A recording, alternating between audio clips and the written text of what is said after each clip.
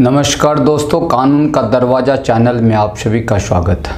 आज के इस एपिसोड में मैं आप सभी को जानकारी दे रहा हूं कि ऐसे किसान जो कोई दूसरा कार्य बाहर में कर रहे हैं, बिजनेस कर रहे हैं या कोई प्राइवेट या सरकारी जॉब कर रहे हैं और अपनी भूमि को बटाई पर लगा रखा है, ऐसे जो किसान हैं, ऐसे भूधारक बटेदारी कानून से अपनी सुरक्षा कैसे कर सकते हैं। दोस्तों, जमींदारी उन्मूलन के बाद जहां भूधारक को जमीन रखने की सीमा से बांध दिया गया, वहीं दूसरी उनके ऊपर बटाईदारी कानून की तलवार लटकने लगी।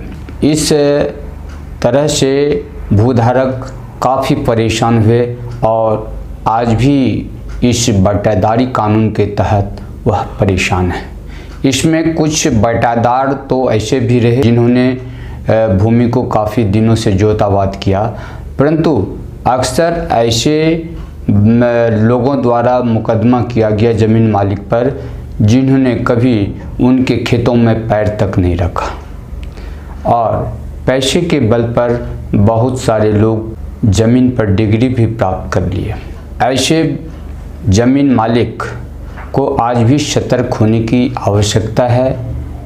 इससे ज़मीन मालिक और बटाईदार के बीच वैमनस्यता बढ़ रही है, दुश्मनी बढ़ रही है। ऐसे लोगों को मैं कानूनी सलाह देना चाहूँगा और आज भी उन्हें यह कहना चाहूँगा कि यह उनकी गलती है, उनकी लापरवाही के चलते ऐसा हो रहा है। अब परिस्थितियाँ बदल गई है।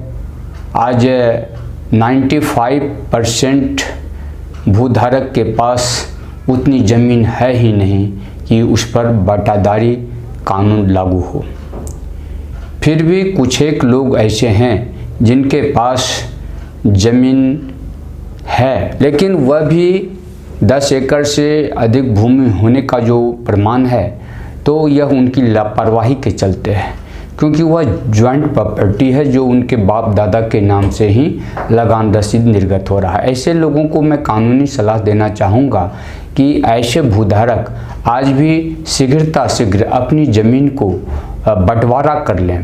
पंचनामा हो या कोर्ट के द्वारा हो या जिस किसी तरह से हो, अपना पंचनामा बंटवारा करके अपने अपने नाम से अलग अलग जमाबंदी करा लें और यह भी जानकारी प्राप्त कर लें कि 10 एकड़ सिंचित भूमि वाले भूधारक पर बटाईदारी एक्ट लागू नहीं होता है। यहाँ तक कि जो विधवा महिला है या विकलांग व्यक्ति है या भारतीय सैनिक है, उनके ऊपर भी बटाईदारी एक्ट लागू नहीं होता है।